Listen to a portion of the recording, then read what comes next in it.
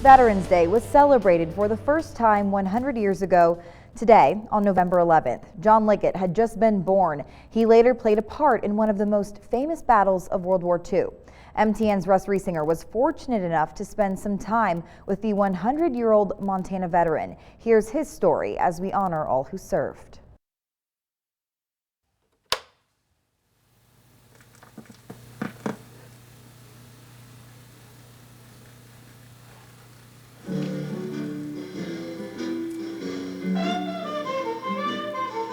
Well, I was born here in Roundup.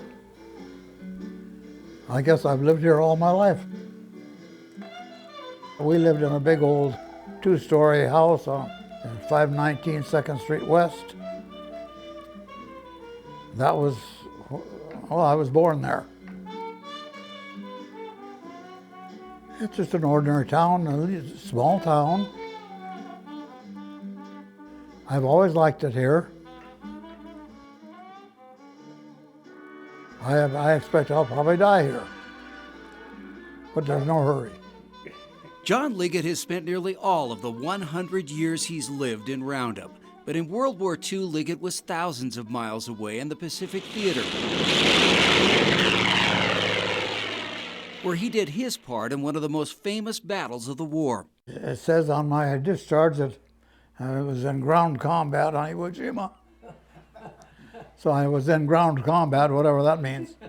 John says his memory sometimes flies away now at his age, but during the war, he served as a captain of a truck company in the Battle of Iwo Jima. All we knew at that time, of course, was that we were on Iwo Jima, and we didn't know what we were doing there. Of course, we weren't that high enough in the echelon to know what was going on, but we had good troops, and we had good men in our company. A lot of them didn't come back alive. An estimated 25,000 Japanese and Americans lost their lives in the 5 weeks of bloody fighting before American troops raised the U.S. flag over the island, captured in one of the most iconic photographs of World War II. To be on Iwo Jima, I mean, that gives me chills just to think about it, because that was some serious combat there.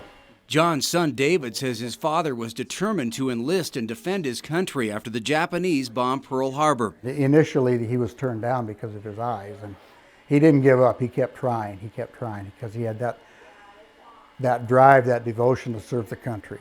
He's always been a very patriotic, somebody that gives back to the community and to the country.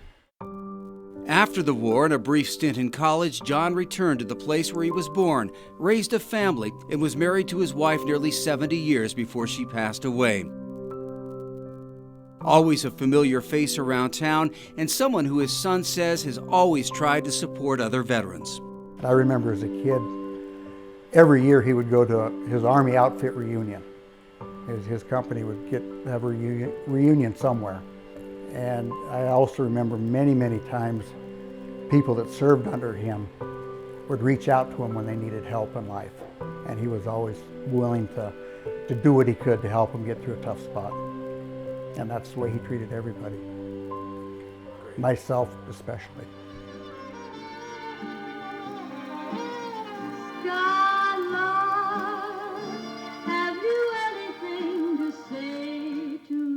I've been so blessed is the word I want. I was blessed with good health and always a lot of good people around. What are you probably most proud of? Would you look back on your life? Well, I think I'd probably have to say the service in the military. In Roundup, Russ Riesinger reporting for MTN News. And of course, a big thank you to John and to all those who have served.